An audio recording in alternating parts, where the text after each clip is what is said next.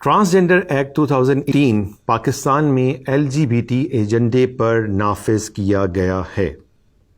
جب بھی ہم یہ بات کرتے ہیں تو بہت سے لوگ پریشان ہو جاتے ہیں کہ یہ کیسے ممکن ہے کہ اسلامی جمہوریہ پاکستان میں LGBT ایجنڈے کو قانونی تحفظ دیا گیا ہو۔ وہ یہ سمجھتے ہیں کہ شاید اس طرح کی ویڈیوز صرف سنسنی پھیلا کر محض توجہ حاصل کرنے یا لائکس اور شیئرز بٹورنے کے لیے بنائی گئی ہیں۔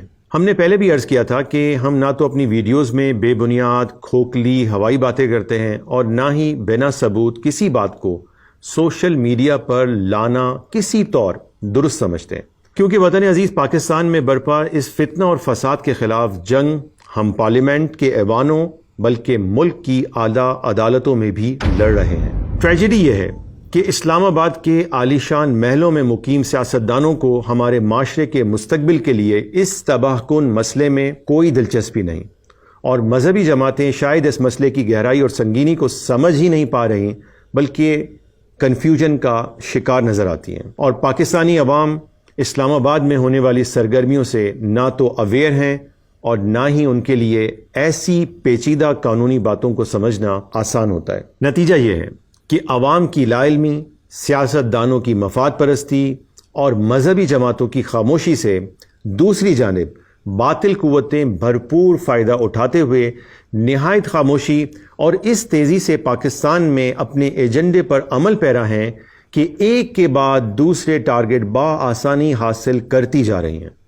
ان حالات میں ہمارے پاس اس کے علاوہ اور کوئی حل نہ تھا کہ یہ سنگین مسئلہ آپ عوام کے سامنے رکھ کر آپ کو شعور اور آگاہی دی جائے، اور اس ناپاک ایجنڈے اور اس کے خفیہ مقاصد کے خلاف علماء، عوام اور مخلص سیاستدانوں کو الرٹ کیا جا سکے۔ متنازع ٹرانسجنڈر ایکٹ 2018 کی سنگینی اور تباہی کو سمجھتے ہوئے اس کے خلاف وفاقی شرعی عدالت میں ایک شریعت پٹیشن دائر کی گئی ہے۔ پہلے تو حکومت اس کا جواب ہی داخل نہیں کر رہی تھی، اور جب مجبوراً عدالتی دباؤ پر جواب داخل کرنا پڑا تو جواب میں انہوں نے لکھا کہ ہم نے تمام اسٹیک ہولڈرز کی مشاورت کے بعد یہ قانون بنایا ہے۔ آئیے پہلے یہ جائزہ لیتے ہیں اور ذرا دیکھتے ہیں کہ وہ اسٹیک ہولڈرز ہیں کون کون۔ وزارت انسانی حقوق نے اپنے ریٹن اسٹیٹمنٹ میں جن اسٹیک ہولڈرز کے بارے میں لکھا ہے ان میں نمبر 1 پر ہے خواجہ سرا کمیونٹی، اور وہ صرف چند منظور نظر وہ خواجہ سرا جو غیر ممالک کے فنڈز پر چلنے والی NGOز کے باقاعدہ ملازم ہیں۔ اور نمبر 2 پر ہے ٹرانسجنڈر ایکٹیوسٹ، یہ بھی فورن NGOز کے ملازم ہوتے ہیں اور ان کی اکثریت کو اس کارنامے پر مختلف انعام و اکرام سے بھی نوازا گیا ہے۔ نمبر 3 اقوام متحدہ کے ادارے جیسے UNDP۔ Number 4 national commission on human rights جو فورن فنڈڈ NGO ہے۔ نمبر 5 وفاقی محتسب کی ٹاسک فورس برائے ٹرانسجنڈر، نام سے بالکل واضح ہے کہ یہ ٹرانسجنڈر کو پہلے ہی ایکسیپٹ کر چکے ہیں۔ نمبر 6 NGOز جو سیکس اور جینڈر پر کام کرتی ہیں۔ سیکس اور جینڈر الگ الگ لکھنے سے یہ بات بالکل واضح ہوتی ہے کہ یہ مغربی فنڈڈ ہیں۔ نمبر 7 تمام سیاسی جماعتوں کے نمائندہ پارلیمنٹیرینز۔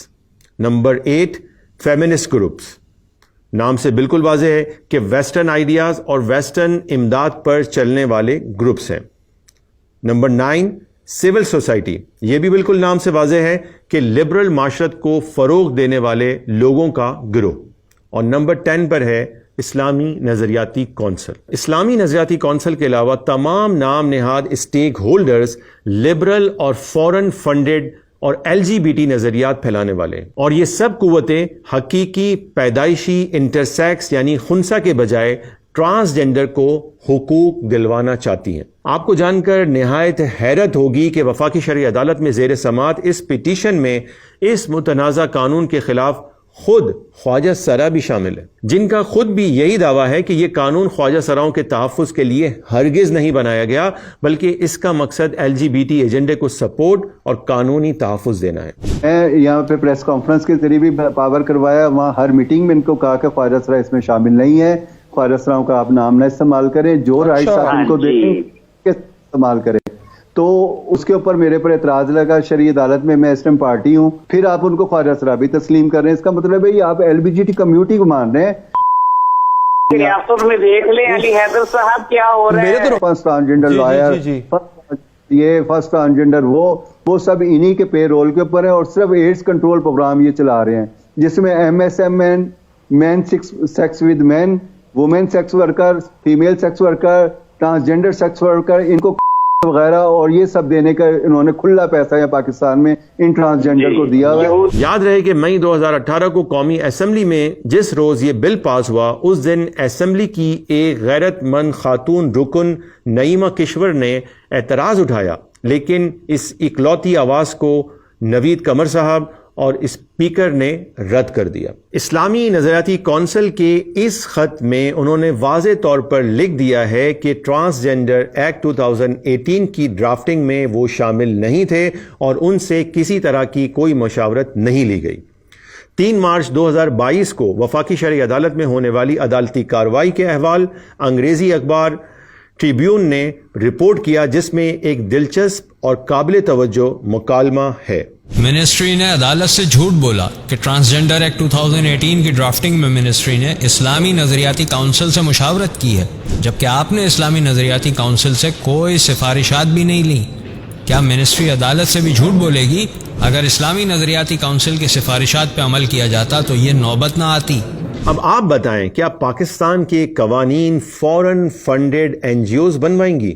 پاکستانی عوام کی اکثریت مسلمان ہے. آئین پاکستان کے مطابق کوئی بھی قانون اسلام کے منافی نہیں بن سکتا، تو پھر اسلامی جمہوریہ پاکستان کے اسٹیک ہولڈرز میں علماء دین کو شامل کیوں نہیں کیا گیا؟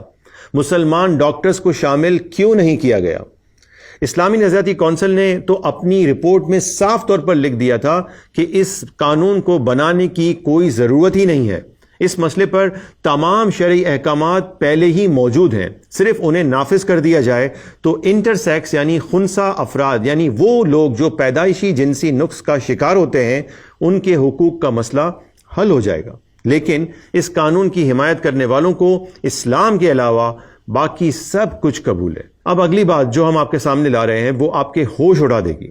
منسٹری آف ہیومن رائٹس نے عدالت میں دیے گئے اپنے جواب میں یہ لکھ کر دے دیا کہ ہم نے یہ ایکٹ یوگیا کارتا پرنسپلز کے مطابق بنایا ہے. پھر عدالت میں کیا کارروائی ہوئی وہ دیکھیں، اور اس کے بعد ہم آپ کو بتائیں گے کہ یوگیا کارتا پرنسپلز ہیں کیا. چیف جسٹس کی سربراہی میں 3 رکنی بینچ نے وزارت انسانی حقوق کو جمع کروائے گئے بیان پر وضاحت طلب کرتے ہوئے عدالت نے انہیں کچھ اس طرح سے جھنجھوڑا.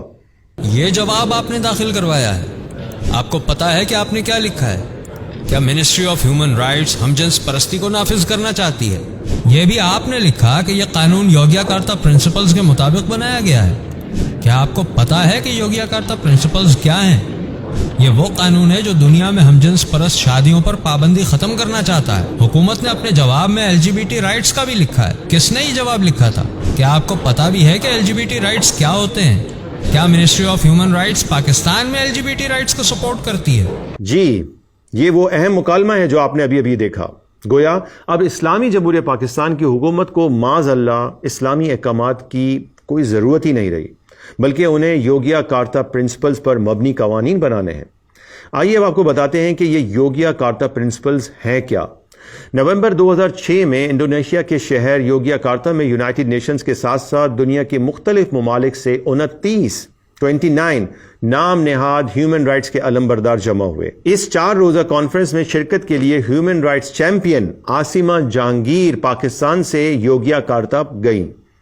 اس کانفرنس میں ہیومن رائٹس کے تناظر میں LGBT کے تحفظ اور فروغ کے لیے سیکشول اورینٹیشن، جینڈر آئیڈینٹی اور سیکس کریکٹرسٹکس کے لیے چند نام نہاد ضابطوں اور اصولوں پر مبنی ایک ڈاکومنٹ تیار کیا گیا جو کہ اب YP+10 کہلاتا ہے. ان شیطانی پرنسپلز کے بیشتر مطالبات کو انٹرنیشنل ہیومن رائٹس اور اقوام متحدہ کے چارٹر آف ہیومن رائٹس کے ساتھ بھی مربوط کیا جا چکا ہے. یوگیا کارتا کے غیر انسانی، غیر اخلاقی اور غیر شرعی تمام پرنسپلز LGBT یعنی ہم جنس پرستی کے تحفظ اور فروغ کے لیے بنائے گئے ہیں. اس کی صرف ایک شک ہم آپ کے سامنے رکھتے ہیں جس سے آپ کے ہوش اڑ جائیں گے. یہ ڈاکومنٹ کا پرنسپل 33 آپ کے سامنے ہے، جس کی کلاز A اور B میں مطالبہ کیا گیا ہے کہ پوری دنیا میں gender identity, gender expression, gender orientation की आज़ादी दी जाए, जिस्म फरोशी, इसकात हमल, फहाशी, जिना और हम जिन्स परस्ती को डीक्रिमिनलाइज किया जाए, यानी इन कामों को जराइम की फहरिस्त से निकाल कर जायज़ और इंसानी हक तस्लीम किया जाए। इस डॉक्यूमेंट को लिखने और दस्तखत करने वाले 29 अफराद में पाकिस्तान की आसमा जहांगीर भी शामिल थी, जिसकी बहन Hina Jilani ICJ international commission of juris की कमिश्नर रह चुकी है, और यही योग्याकार्ता प्रिंसिपल बनाने वाली मरकजी तंजीम है, और दुनिया भर में हम जिन्स परस्ती का प्रचार भी ये तंजीम करती है। हमारा आपसे सवाल है कि ऐसे इंसान दुश्मन और इखलाक बाख्ता किरदार रखने वाले अफराद को सजा देनी चाहिए या एजाजात और तमगों से नवाजा जाना चाहिए। लेकिन बदकिस्मती से हमारे इसी पाकिस्तान में आसमा जहांगीर को 2010 में पीपल्स पार्टी की हुकूमत ने हिलाले इम्तियाज से नवाजा, जो पाकिस्तान का दूसरा सबसे बड़ा सिविल एजाज है।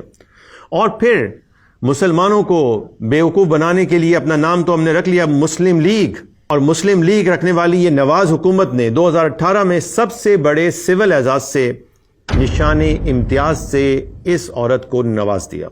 अब आप मुझे ये बताइए, इसी फोरम पर हमारे फौजी शहीदों को, उलमा इकराम को और पाकिस्तान के लिए अच्छे काम करने वालों को भी एजाज़ात से नवाजा जाता है, और इसी फोरम पर ऐसे गुमराह नज़रियात रखने वाले, मुलेदाना नज़रियात रखने वाले लोगों को भी एजाज़ देना क्या इस फोरम और इन शहीदों की तौहीन नहीं है? PTI के दौरे हुकूमत में शीरी मज़ारी की सरबराही में इस एजेंडे पर सरगर्म काम करने वाले मिनिस्ट्री ऑफ ह्यूमन राइट्स ने खुद इस बात का तहरीरी एतराफ़ कर लिया है कि transgender act 2018 LGBT rights Yogyakarta principles के मुताबिक बनाया गया है, और ये तमाम दस्तावेजी सबूत अब अदालती कार्रवाई का हिस्सा बन चुके हैं।